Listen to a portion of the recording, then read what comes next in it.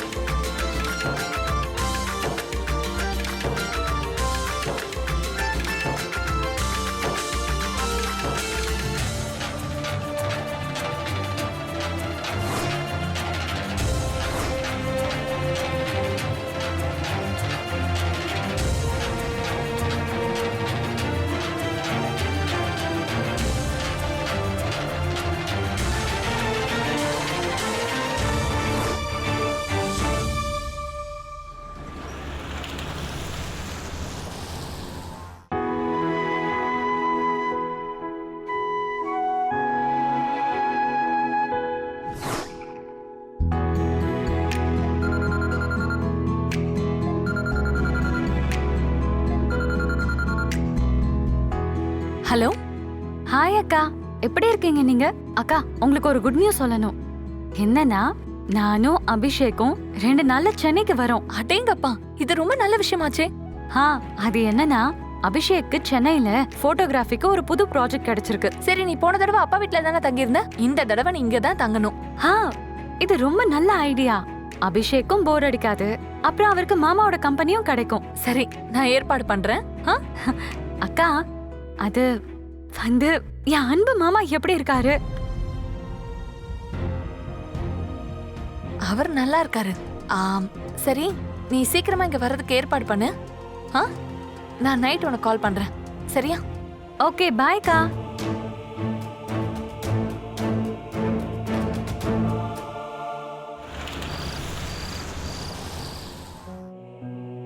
நீங்க ஃப்ரெஷ் ஆயிடுங்க, நான் உங்களுக்கு சாப்பாடு எடுத்து வைக்கிறேன். நீ சாப்பிட்டு, நான் வெளியில சாப்பிட்டு வந்துட்டேன். இன்னைக்கு மறுபடியும் வெளியிலயா? கொஞ்ச நாளாவே எதுக்காக நீங்க வெளியில சாப்பாடு சாப்பிடுறீங்க? ஏன் வெளியில சாப்பிட கூடாதா? உனக்கு நல்லா தெரியும், நம்ம 2 பேருக்கு நடுவுல கணவன் மனைவி உறவே இல்ல. ஆனா தினமும் நீ சாப்பிடாம எனக்காக எதுக்காக காத்துக்கிட்டு இருக்க?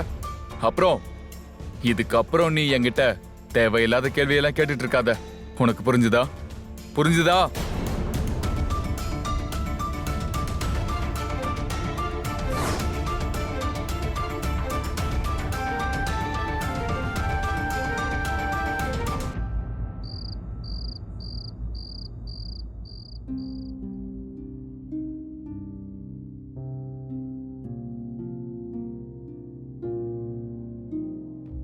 சரி, அது கீதா கிட்ட இருந்து ஃபோன் வந்தது. அபிஷேக் இருக்காரு இல்லையா, அவருக்கு இங்க ஏதோ புது ப்ராஜெக்ட் கிடைச்சிருக்கான். அதனால 2 நாளைக்கு அப்புறம் அவங்க இங்க தங்கறதுக்காக வர போறாங்க. என்ன கீதா இங்க வர போறாளா? அப்ப இது சந்தோஷமான விஷயம். நீ ஏன் இதை என்கிட்ட முன்னாடியே சொல்ல? இன்னைக்கு காலையில தான் அவகிட்ட இருந்து ஃபோன் வந்தது. அவ அப்பா வீட்ல தங்கறதா இருந்தா. நான் தான் சொன்னேன் அவளை இங்க நம்ம கூட தங்க சொல்லி. நீ ரொம்ப நல்ல காரியம் பண்ணிருக்க. அவ எவ்வளவு நாள் வேணாலும் இந்த வீட்டுல தங்கிக்கிட்டோம். நான் அவளை நல்லபடியா பாத்துக்கிறேன். நான் யாரு? அவளோட மாமா வச்ச. சரி, குட் நைட்.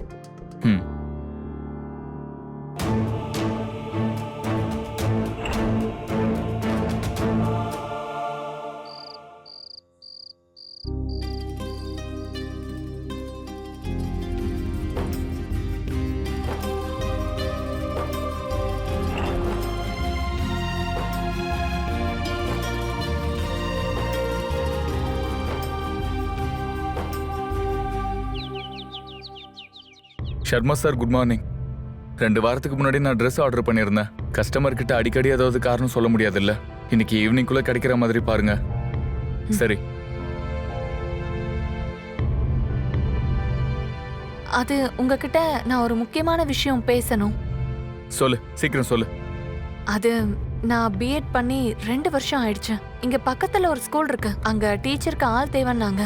அதான் நான் நினைச்சேன் அங்க போய் இன்டர்வியூ அட்டென்ட் பண்ணலான்னு. பசங்களுக்கு சொல்லி கொடுக்க. இன்டர்வியூ கொடுத்து என்ன பண்ண போற? நீ வேணா வீட்டுல இருக்க வேலை வெட்டியெல்லாம் பாரு. நீ தானே சொன்ன 2 நாள் கழிச்சு கீதா வர போறான்னு. அவ வரதுக்கான ஏற்பாடுலாம் பண்ணியா? அப்புறம் கீதா கல்யாணத்துக்கு அப்புறம் முத தடவையா நம்ம வீட்டுக்கு வரா. அவளுக்கு எந்த ஒரு குறையும் இருக்க கூடாது. உனக்கு புரியுதுல்ல?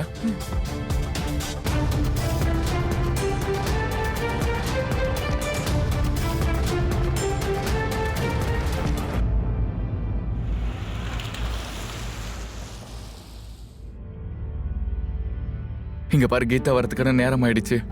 எல்லா ஏற்பாடும் சரியா பண்ணிட்டல்ல? எதுவும் மறக்கலையே? பக்கா?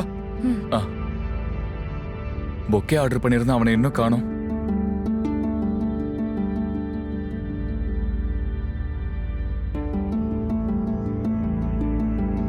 சார். அட சரி, ஓகே இப்போ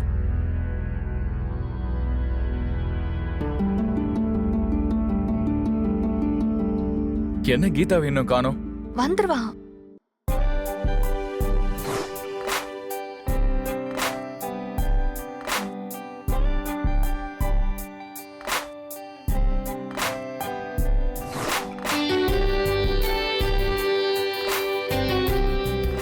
ஹாய் மாமா. அக்கா எப்படி இருக்கீங்க? ஃபைனலி நான் வந்துட்டேன்.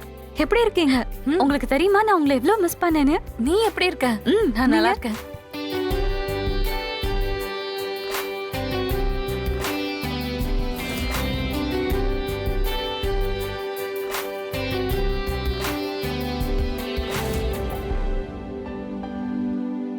மாமா, தூரத்துல இருந்தே பார்த்துட்டே இருக்க போறீங்களா இல்ல கிட்ட வருவீங்களா? வாங்க.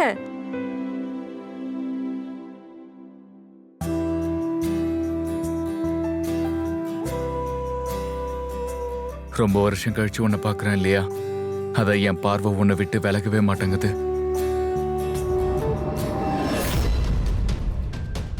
அட ஏன் இவ்ளோ லேட்டு? நீ நாங்க 2 பேரும் உனக்காக காத்திருந்து சோர்ந்தே போயிட்டோம். ஆமா, அபிஷேக் எங்க? வண்டில இருந்து திங்ஸ் எல்லாம் எடுத்துட்டு இருக்காரு. அப்படியா? கீதா ரொம்ப தூரத்துல இருந்து வந்திருக்கா. போய் சில்லுன்னு ஏதாவது கொண்டு வா. சரிங்க.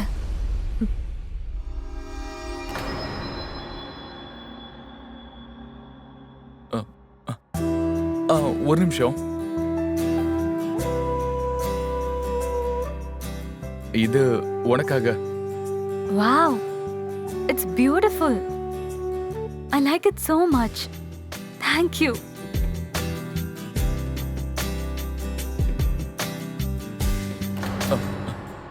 அட அபிஷேக், வாங்க உள்ள வாங்க.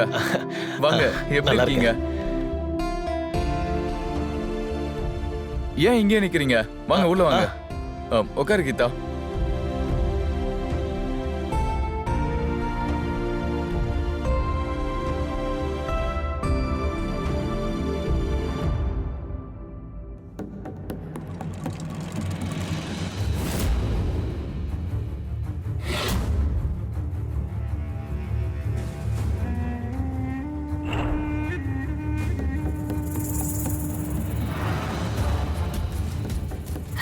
ஹாய் அபிஷேக். ஹாய்.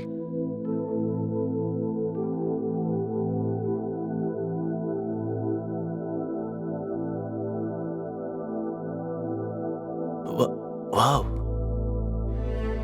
நீங்க கல்யாணத்துக்கு அப்புறம் கூட நல்லா மெயின்டைன் பண்றீங்க. So amazing. குடிங்க. ஆ ஆ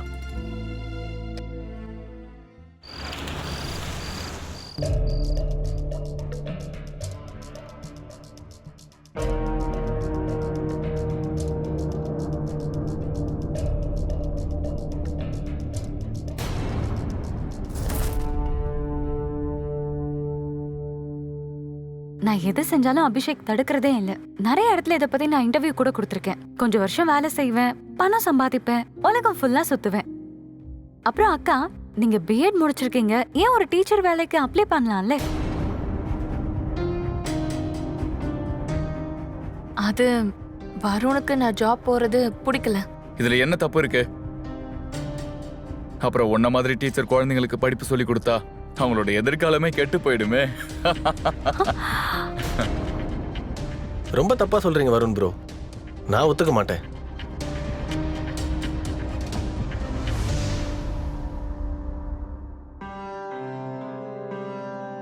நான் மட்டும் ஒரு குழந்தையா இருந்திருந்தா வாழ்நாள் முழுக்க இவங்க கிட்டே படிக்கணும்னு ஆசைப்படுவேன்.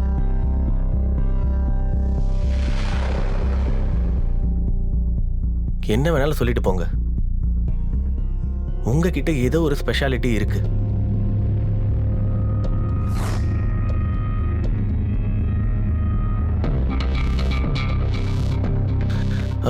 சரி, நான் கிளம்புறேன். ஆக்சுவலி ஃப்ரெண்ட்ஸ் கூட ஒரு பார்ட்டி இருக்கு, ஸோ அதுக்கு நான் போகணும். Okay okay Varun bro.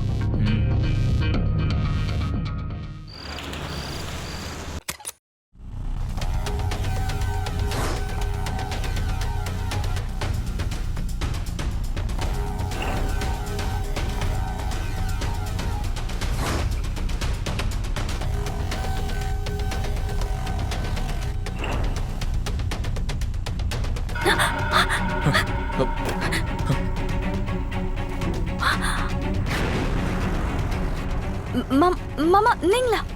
Just நான் பார்க்க தான் வந்தேன். உனக்கு இங்க தூங்குறதுல கஷ்டம் எதுவும் இல்லையே? மாமா, நீங்க என்ன எவ்வளவு அக்கறையா பாத்துக்கிறீங்க. உங்களுக்கு தெரியுமா, நான் உங்களை ரொம்ப மிஸ் பண்ணேன். அபியே கல்யாணம் பண்ணதுக்கு அப்புறம் நான் உங்களை விட்டு ரொம்ப தூரம் போயிட்டேன் தான். ஆனா நான் எப்பவும் உங்களை பத்தி தான் யோசிப்பேன். நானும் உன்னை அடிக்கடி நினைச்சுப்பேன். அப்புறம் நிறைய தடவை உன்னை பார்க்கணும்னு நினைச்சிருக்கேன். ஆனா வேலை பிஸினால பார்க்க முடியல.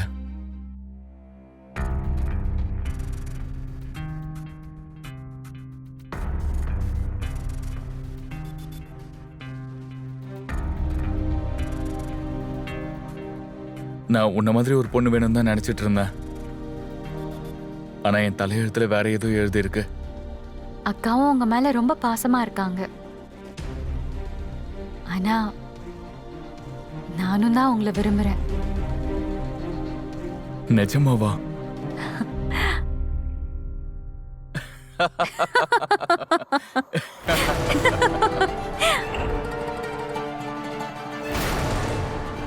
இந்த ராத்திரியில கீதாவோட ரூம்ல யாரா இருக்கும்?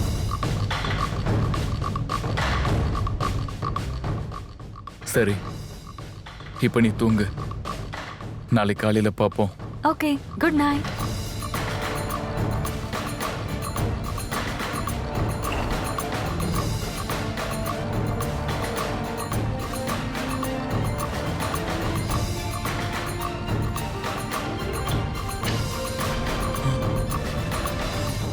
நீங்க இங்க?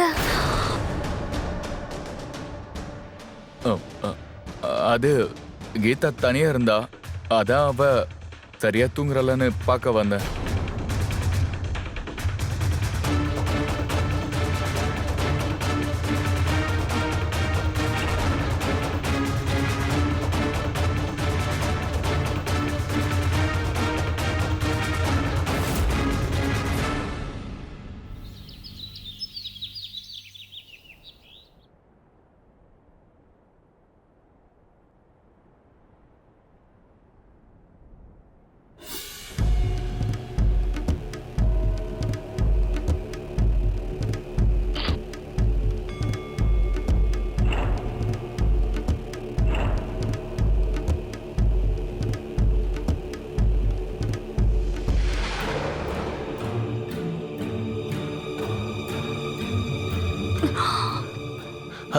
ஐ எம் so சாரி, நான் உங்களை கீதான்னு நினச்சிட்டேன்.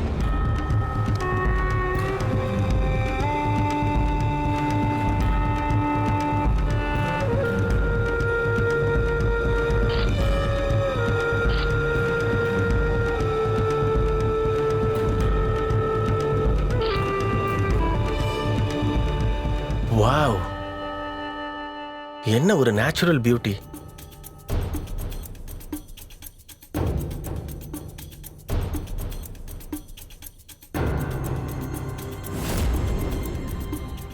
Just one more click, please.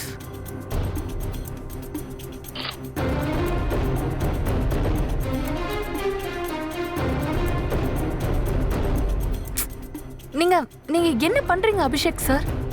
பாருங்க, மொதல் விஷயம், ப்ளீஸ் என்ன நீங்கள் அபிஷேக் சார்னு கூப்பிடாதீங்க. என்னை நீங்கள் அபினே கூப்பிடுங்க. எல்லாரும் என்ன செல்லமாக அபின்னு தான் கூப்பிடுவாங்க. அப்புறம் உண்மையை சொல்லணும்னா, நான் இது வரைக்கும் நிறைய மாடல்ஸை ஃபோட்டோ ஷூட் பண்ணியிருக்கேன். ஆனால் நான் இங்கே வந்ததுலேருந்து உங்களோட இந்த அமைதி அழகை பார்த்ததுலேருந்து பைத்தியமாயிட்டேன்.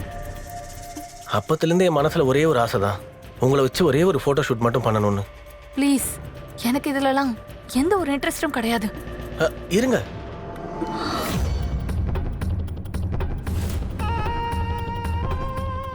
இதுக்கு போய் கோச்சுக்கிறீங்களே. ஒரு சின்ன ஃபோட்டோ ஷூட் தானே பண்ணணும்னு கேட்குறேன். ப்ளீஸ் ஒத்துக்கோங்களேன். என் கையை விடு.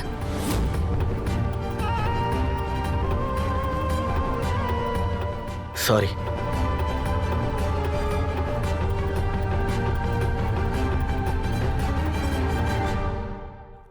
தெரியுமா, 2 பேரும் ஓடுனாங்க, அப்புறம் கீழே விழுந்துட்டாங்க. மாமா, இது உண்மையிலேயே பெரிய காமெடி தெரியுமா? அப்புறம் வரும். அது நான் மார்க்கெட் போகணும், சில முக்கியமான பொருட்களை வாங்கணும். நீங்களும் என் கூட வாங்கல. அட, நீ தனியா போக மாட்டியா? பாக்குறல, கீதா கிட்ட பேசிக்கிட்டு இருக்கேன்ல. அதுக்கப்புறம் என்ன ஆச்சு தெரியுமா? சரி, நீ முதல்ல சாப்பிடு, சீக்கிரம் சாப்பிடு.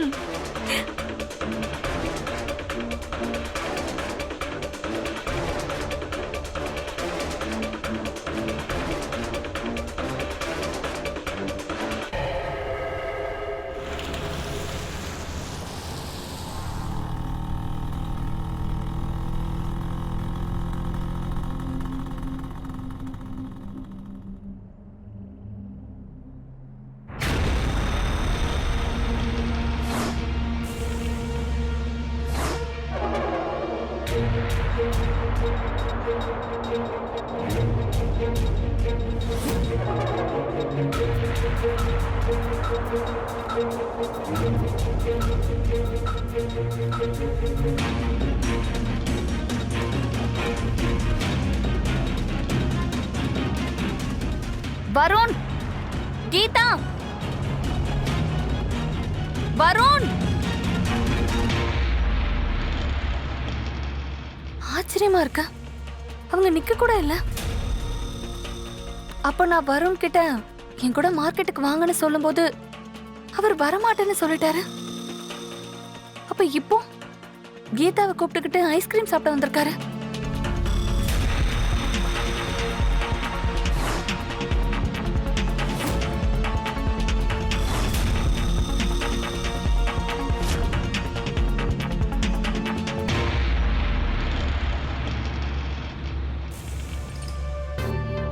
நீங்க என்ன இங்க? ஆமா, நான் இப்பதான் வருணையும் கீதாவையும் அங்க பார்த்தேன். நான் இங்க வரதுக்குள்ள அவங்க கிளம்பி போயிட்டாங்க. ஒருவேளை என்னோட குரல் அவங்களுக்கு கேட்கல போல இருக்கு. சரி, அப்போ வாங்க. மாமா அவரோட மச்சினிச்சியோட ரொம்ப பிஸி ஆயிட்டாரு. நாம ஐஸ்கிரீம் சாப்பிடலாமா? இல்ல இல்ல, எனக்கு நிறைய வேலை இருக்கு, வீட்டுக்கு போகணும்.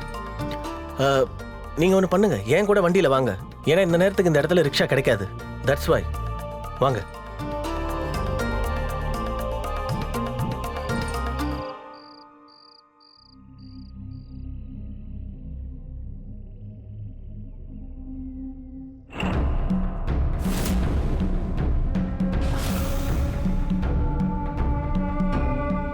கவிதா மேடம், ரொம்ப ஆசையா உங்களுக்காக ஒரு gift வாங்கிட்டு வந்திருக்கேன்.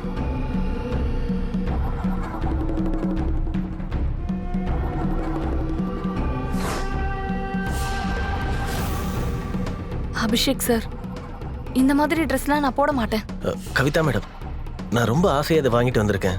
ஒரு தடவை எனக்காக இந்த ட்ரெஸ்ஸை போட்டு காட்டுங்க. நான் தான் உங்ககிட்ட ஏற்கனவே சொல்லிட்டேன்ல, இந்த மாதிரி ட்ரெஸ் எல்லாம் நான் போட மாட்டேன்னு. எதுக்காக சும்மா பிடிவாதம் பிடிக்கிறீங்க? ஆனால் நான் வந்து கவிதா, ஒருத்தர்கிட்ட எப்படி பேசணும்னு உனக்கு தெரியாது? அபிஷேக் எவ்வளவு ஆசையா சொல்றாரு, அதை போட்டுக்கையா, வாங்கி போடு. இதுக்கு இவ்வளவு டிராமா பண்ண வேண்டிய அவசியம் என்ன வந்தது? அட வருண் ப்ரோ, இல்ல நீங்க தப்பா நினைச்சிட்டீங்க. கவிதா மேடம் டிராமா பண்ணல, இது அவங்களோட பழக்கம்.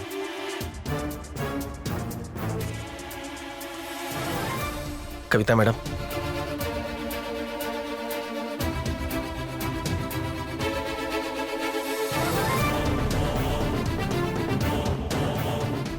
அது சரி, நீங்க வரதுக்கு ஏன் இவ்ளோ நேரம் ஆயிடுச்சு?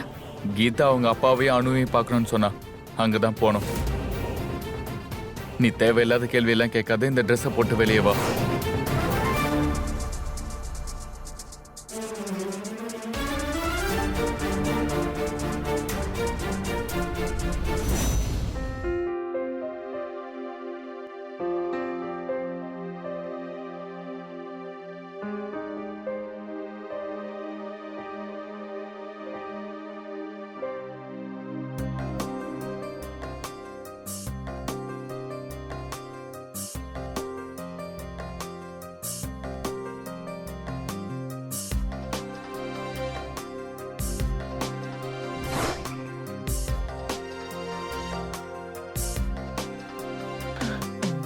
நீங்க ரொம்ப அழகா இருக்கீங்க. பெரிய பெரிய மாடல்ஸ் கூட உங்க முன்னாடி தோத்துருவாங்க. Trust me.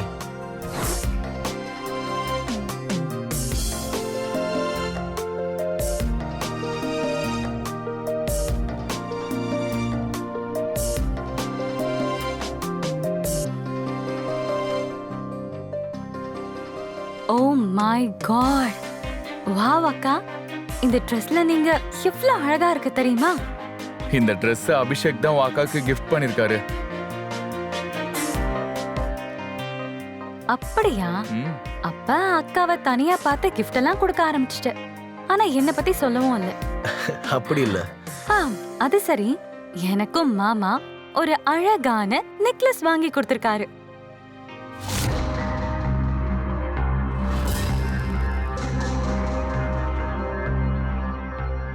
இது 3 லட்சம் ரூபாய். இன்னைக்கு மார்க்கெட்ல மாமா கூட நான் நல்லா என்ஜாய் பண்ணேன்.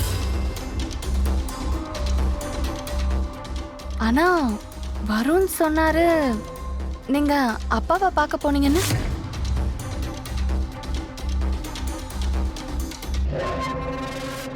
ஆமா, அப்பாவையும் பார்க்க போயிருந்தோமே. அப்புறம் திரும்பி வரும்போது நாங்க மார்க்கெட்டுக்கு போயிட்டு வந்தோம். ஆமா.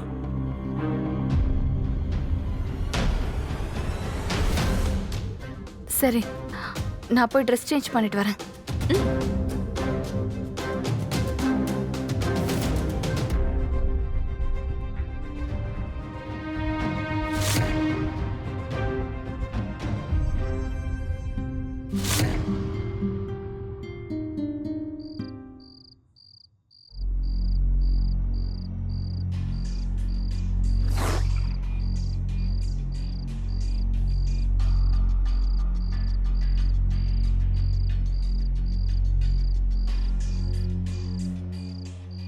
அட, ட்ரிங்க்ஸ் தீர்ந்து போச்சு. இப்போ குடிக்காம எப்படி என்ஜாய் பண்றது?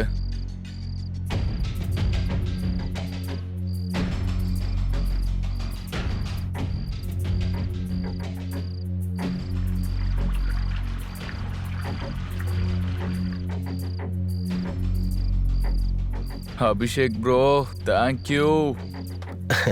சேர்ந்து தண்ணி அடிக்கிறது ஒரு பெரிய சுகம் வருண் ப்ரோ. அது மட்டும் இல்லாம இப்ப இருக்கிற உலகத்துல மக்கள் நிறைய விஷயத்த ஷேர் பண்ணிக்கிறாங்க. அதாவது மனைவிகள். என்ன சொல்ற?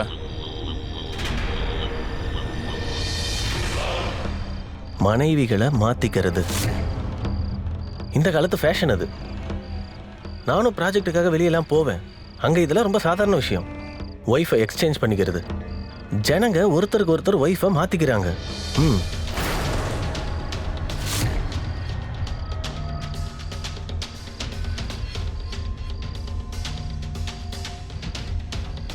சரி, அப்புறம்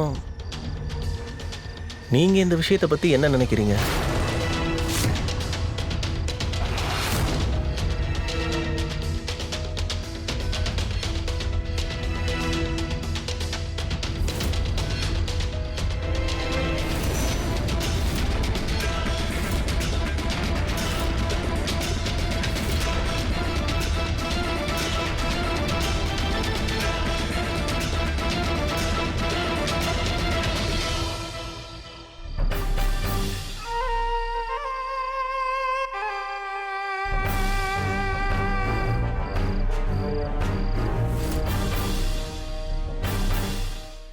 அடேங்கப்பா, கணவன் மனைவிக்கு நடுவுல 7 ஜென்மங்கள் பந்தம் உண்டு. 2 பேருக்கும் நடுவுல நம்பிக்கைங்கிற ஒரு நூல் இருக்கும். இது அவங்கள நிரந்தரமா ஒருத்தருக்கு ஒருத்தர் கட்டி வச்சிருக்கோம். வணக்கம், நான் தான் சுதா சந்திரன். கிரைம் அலர்ட்ல இன்னைக்கு இந்த எபிசோட்ல உங்க எல்லாரையும் வரவேற்கிறேன். ரொம்பவும் குறுகிய கண்ணோட்டத்துல இருக்கிற இந்த கலாச்சாரத்துல இந்த உறவுகளோட அர்த்தம் ரொம்ப குறைவாவே இருந்துட்டு வருது. போதிய இடங்கள்ல இந்த காதலோட பந்தங்கள் தொடர்ந்து வந்துகிட்டே இருக்கு. அது இன்னைக்கு மனைவிகளை ஒருத்தருக்கு ஒருத்தர் மாத்திக்கிற அளவுக்கு வந்திருக்கு. இதோட அர்த்தம் என்னன்னா, ஒருத்தர் கூட உடல் உறவு வச்சுக்கிறதுக்காக இன்னொரு ஜோடி கூட தன்னோட மனைவிய மாத்திக்கிறது. வருண் மற்றும் அபிஷேக் மனைவிகளை ஒருத்தருக்கு ஒருத்தர் மாத்திக்கிற இந்த விளையாட்டுக்கு தயாராயிட்டாங்க. ஆனா இப்ப நம்ம பார்க்க வேண்டியது என்னன்னா, இந்த கீதாவும் கவிதாவும் கூட அவங்க இந்த விளையாட்டுல ஈடுபடுவாங்களா? தன்னுடைய உடல் சுகத்துக்காக திருமணங்கிற புனிதமான கண்ணியத்தையே பணிய வைக்கிறவங்க இவங்களால ஒரு சந்தோஷமான வாழ்க்கை வாழ முடியுமா? வாங்க அத பாப்போம்.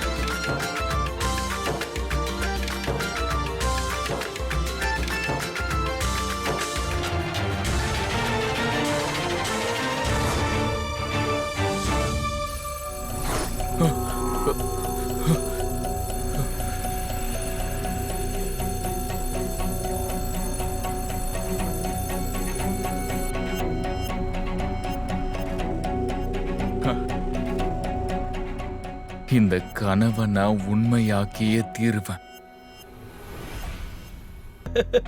Good romance. ஜாலியா உண்மையாவே ரொம்ப ஜாலியா இருந்தது. பார்ட்டி. சரி, நான் போய் ட்ரெஸ் சேஞ்ச் பண்ணிட்டு வந்துடுறேன்.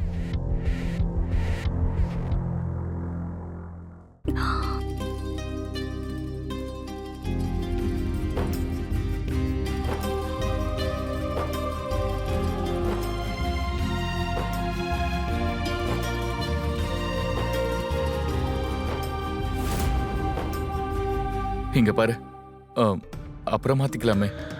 ஆமா, நீங்க ஏன் இவ்வளவு அவசரப்படுறீங்க? வாங்க நம்ம ஒரு விளையாட்டு விளையாடுவோம். என்ன விளையாட்டு? வா, வந்து உட்காரு, நான் சொல்றேன்.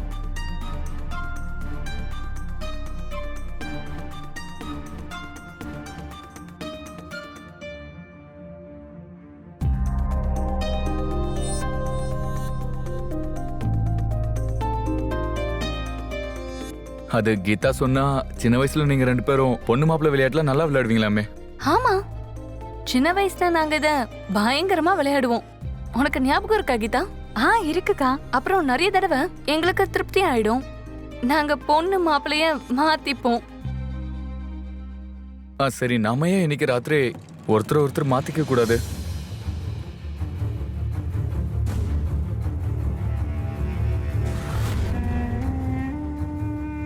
என்ன சொல்றீங்க?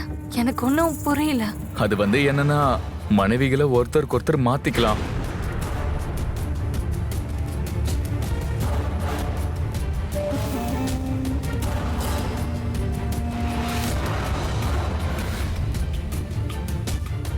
ரொம்ப இன்ட்ரெஸ்டிங்கான ஐடியா.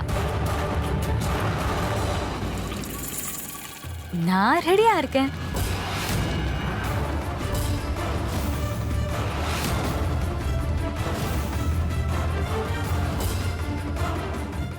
ஆ, உன் தரப்புல இருந்து சரின்னு எடுத்துக்கலாமா?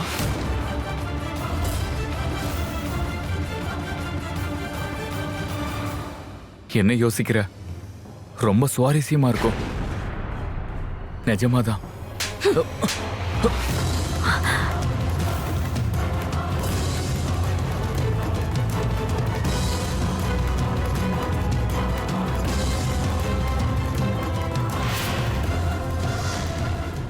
இப்படியெல்லாம் பேசுறதுக்கு நீங்க வெக்கப்படணும். நீங்க எப்படி இதெல்லாம் யோசிச்சீங்க? இப்படி ஒரு கேவலமான விளையாட்டுக்கு நான் சம்மதிப்பேன்னு ஆ? நீங்க சொல்லிட்டீங்க. ஆனா ஏன் மரியாதையை பத்தி கொஞ்சமாவது யோசிச்சு பாத்தீங்களா? முதல்ல நமக்குள்ள கணவன் மனைவிங்கிற உறவு இல்ல சரி, ஆனா நம்பிக்கைங்கிற உறவு இருந்ததுல. இன்னைக்கு நீங்க அதையும் மீறிட்டீங்க. உங்களை புருஷனை சொல்லிக்கவே எனக்கு வெக்கமா இருக்கு. அப்புறம் நீங்க ரெண்டு பேரும் உங்களுடைய எண்ணம் இவ்ளோ கேவலமாவும் மோசமாவும் இருக்கும்னு நான் நினைச்சு பார்த்தது கூட கிடையாது. இப்படி மாத்திக்கிறது நல்ல எண்ணங்களே கிடையாது. அன்பை பரிமாறிக்கணும், மனைவிகளை மாத்திக்க கூடாது.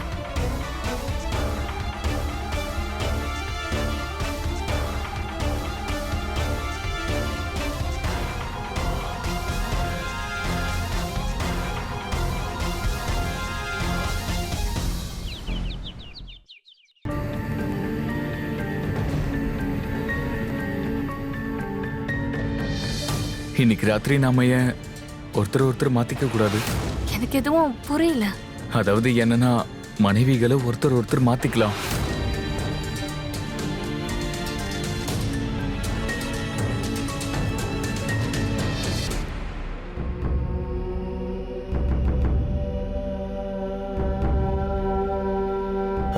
இங்க பாருங்க கவிதா, நேத்து ராத்திரி நடந்த விஷயத்துக்கு ஐ எம் so சாரி.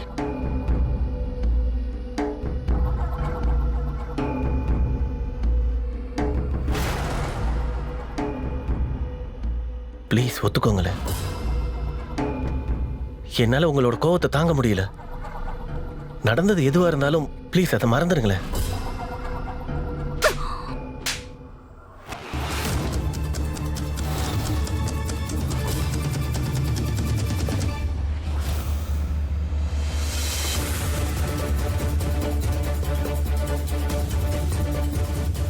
அக்கா, அபிஷேக் மேல நீங்க எதுக்காக இப்படி கை ஓங்குனீங்க? நேத்து நீ செய்ய வேண்டியத இன்னைக்கு நான் செஞ்சேன்.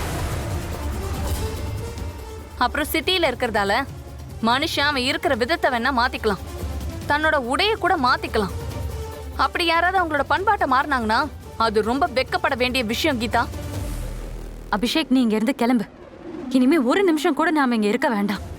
போலாம் வா. அபிஷேக், கீதா, போகாதீங்க. கீதா,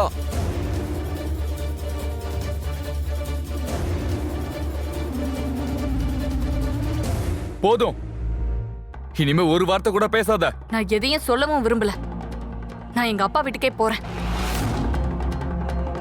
மறுபடியும் ஒரு தடவை யோசிக்க. நீ உன்னோட அப்பாவோட வீட்டுக்கு போக போறியா?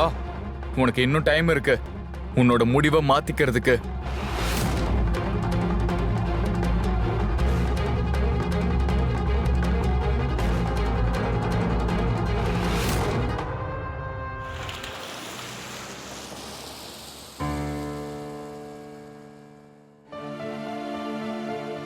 அக்கா,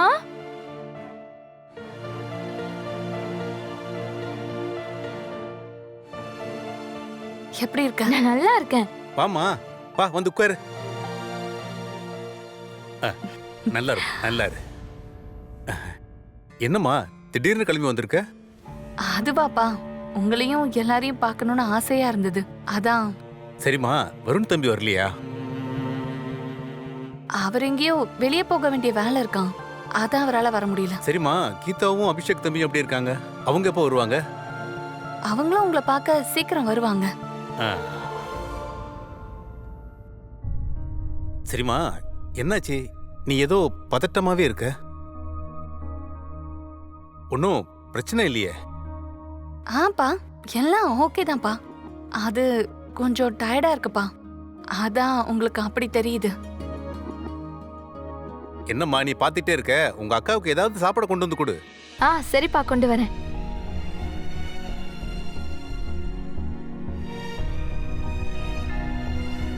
அப்படி அம்மா இருந்திருந்தா அவங்க கிட்ட என் கஷ்டத்தை சொல்லியிருக்கலாம். ஆனா இது அப்பா கிட்ட எப்படி சொல்றது? அப்புறம் அண்ணனும் ரொம்ப சின்னவன்.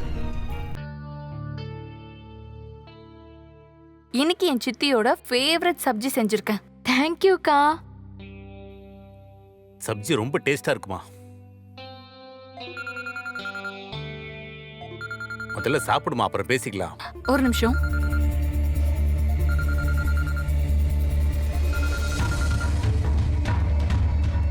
ஹலோ,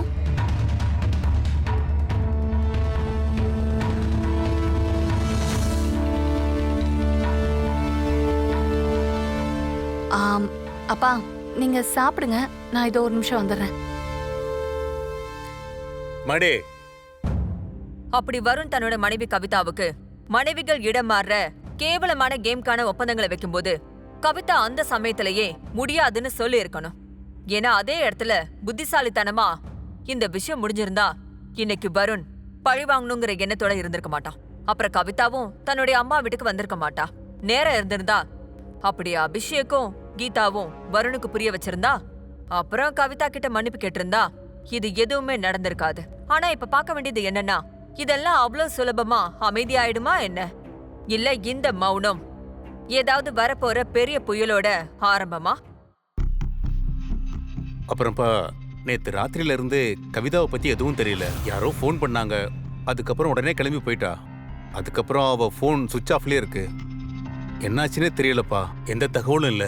ஆனா கவிதா இங்கேயும் வரலீங்களே. கண்ணா, எனக்கு எதுவும் சரியா படல. நம்ம உடனே போலீஸ்கிட்ட சொல்லணும். இவ்வளவு சீக்கிரம் போலீஸுக்கு போக வேண்டிய அவசியம் எல்லாம் இல்ல. அவ யாராவது ஃப்ரெண்ட கூட பார்க்க போயிருக்கலாம்ல. அவ ஏற்கனவே இந்த மாதிரி செஞ்சிருக்கா.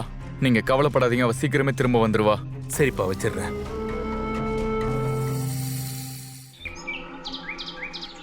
அங்க பாரு, யாருன்னே தெரியல.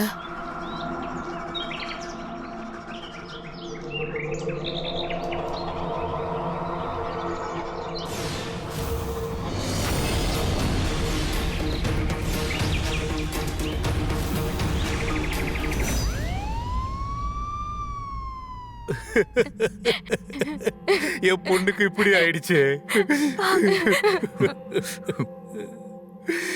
உங்க பொண்ணு காணாம போயிருக்கா? ஏன் போலீஸ்ல கம்ப்ளைண்ட் கொடுக்காம இருக்கீங்க? இன்ஸ்பெக்டர் சார், அது வந்து இன்ஸ்பெக்டர் சார், நான் தான் வேண்டான்னு சொன்னேன். கவிதா அவ ஃப்ரெண்டோட வீட்டுக்கு எங்கேயாவது போயிருப்பான்னு நினைச்சேன். ஏன்னா அவ ஏற்கனவே இந்த மாதிரி செஞ்சிருக்கா. ஆனா இப்போ நாங்க போலீஸுக்கு ஃபோன் பண்றதுக்குள்ள இப்படி அவளோட பாடி. உங்களுக்கு யார் மேலேயாவது சந்தேகம் இருக்கா? இன்ஸ்பெக்டர் சார், அவ ரொம்ப நல்ல பொண்ணு. அவ யாருக்கிட்டையும் தேவையில்லாம சண்டை கூட போட மாட்டா. அன்னைக்கு ராத்திரி யார்கிட்ட இருந்தோ ஃபோன் வந்தது. அப்போ உடனே கிளம்பி போயிட்டா. நீங்க கவலைப்படாதீங்க, நாங்க கண்டிப்பா கண்டுபிடிப்போம். மாதவ் சார், இன்னைக்கு சாயந்தரத்துக்குள்ள போஸ்ட்மார்டம் ரிப்போர்ட் என் டேபிள்ல இருக்கணும். Okay sir. சரிங்க, அப்ப நான் கிளம்புறேன்.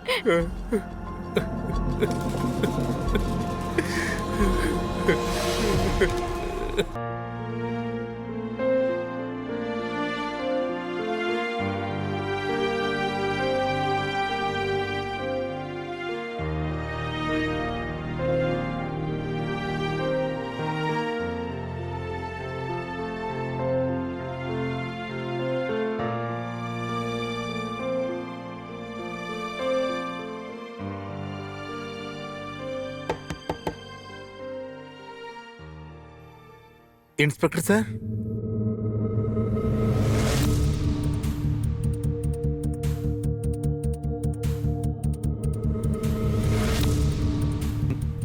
இன்ஸ்பெக்டர் சார், என் பொண்ணை கொலை பண்ணவங்களை பத்தி ஏதாவது தெரிஞ்சதா? உங்க பொண்ணை கொலை பண்ணவங்களை நாங்க கண்டுபிடிச்சிட்டோம். என் பொண்ணை கொலை பண்ணவங்க யாரு? அவங்க 2 பேரையும் பிடிங்க. இன்ஸ்பெக்டர் சார், சார், எங்களை விட சொல்லுங்க. நாங்க எதுவும் பண்ணல. அட நாங்க நிரபராதி, எங்களை விடுங்க. அட இன்ஸ்பெக்டர் சார், என்ன பேசுறீங்க? கவிதா என்னோட அண்ணி மாதிரி. நீங்க ஏதோ தப்பா புரிஞ்சுக்கிட்டு இருக்கீங்க. அந்த மாதிரி எல்லாம் எதுவும் கிடையாது.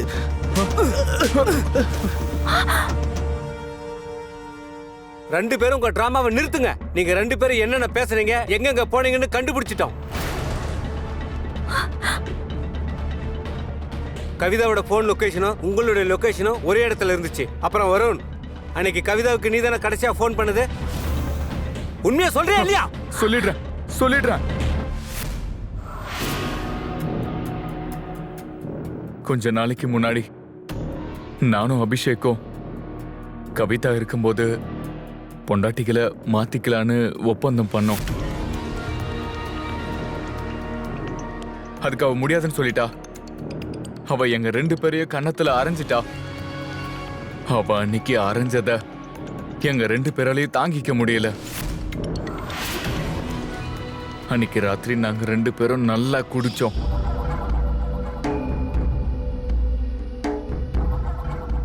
எந்த பொண்ணு இது நாள் வரைக்கும் என்கிட்ட குரலை வசதி கூட பேசாம இருந்தாலோ அவ இன்னைக்கு என்ன அரைஞ்சிட்டா. இந்த மாதிரி பண்ணவள அம்மா வீட்டுக்கு இல்ல, நேரா சுடுகாட்டுக்கு தான் நான் அனுப்பி இருக்கணும்.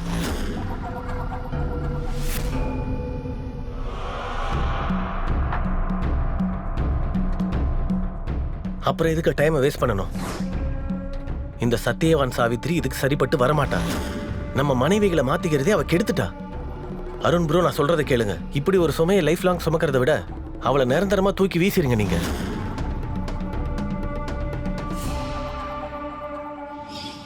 அதுக்கப்புறம் என்னாச்சு சொல்லு. அதுக்கப்புறம் நான் அவளுக்கு கால் பண்ணி ஆளே இல்லாத ஒரு இடத்துக்கு வர சொன்னேன். அவ அந்த இடத்துக்கு வந்தப்ப நான் உனக்கு இது வரைக்கும் தவறுகளை மட்டும்தான் செஞ்சிருக்கேன். ஆனா அது எல்லாத்தையும் இப்ப நான் சரி பண்ணிடுறேன். உனக்கு இதுக்கப்புறம் எந்த கஷ்டமும் இருக்காது. நீங்க மன்னிப்பு கேட்கணும்னா வீட்லயே கேட்டிருக்கலாமே. ஆளே இல்லாத இந்த இடத்துக்கு ஏன் வர சொன்னீங்க? ஏன்னா உன்னை இங்க இருந்து வேற ஒரு இடத்துக்கு அனுப்ப போறேன். என்ன பேசுறீங்க நீங்க?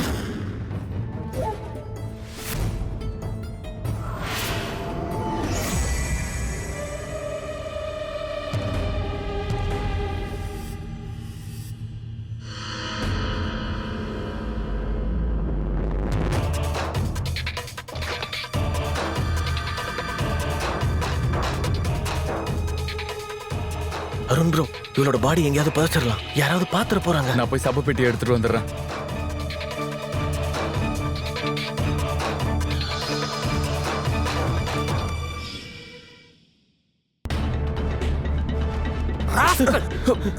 எடுத்துட்டு போங்க.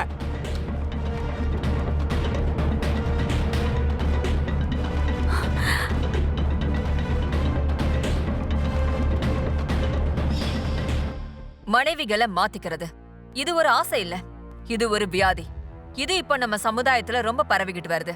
ஈர்க்கப்படுறது அப்புறம் அழகால கவரப்படுறதுனால ஏற்படுற கேவலமான விஷயம். நாளுக்கு நாள் நம்மளுடைய சமுதாயத்துல இந்த மாதிரி பிரச்சனைகள் வந்துகிட்டே தான் இருக்கு. நம்ம சமுதாயத்துல கல்யாணங்கிறது ரொம்ப அழகான உறவு. அது என்னைக்குமே கணவன் மனைவிய 2 பேரையுமே எப்பவும் இணைச்சே வச்சிருக்கோம். ஆனா தன்னுடைய உடல் சுகம் அப்புறம் தவறுதலான ஆசைகளை நிறைவேற்றிக்கிறதுக்காக தன்னுடைய மனைவிய மாத்திக்கணுங்கிறதுக்காக இது ஒரு கேவலமான அப்புறம் கீழ்த்தரமான காரியம் தான் சொல்லணும். ஏன்னா நம்மளுடைய இந்த சமுதாயம் இந்த மாதிரி உறவுகளை என்னைக்கும் ஏத்துக்கவே ஏத்துக்காது. இந்த தகவலோட நான் சுதா சந்திரன் உங்ககிட்ட இருந்து விடைபெறுகிறேன். சந்திப்போம் இன்னொரு உண்மையான கதையோட. அது வரைக்கும் நீங்க எல்லாரும் எச்சரிக்கையோட இருங்க. அப்புறம் தொடர்ந்து பாருங்க கிரைம் அலர்ட், குற்றத்துக்கு எதிரான குரல்.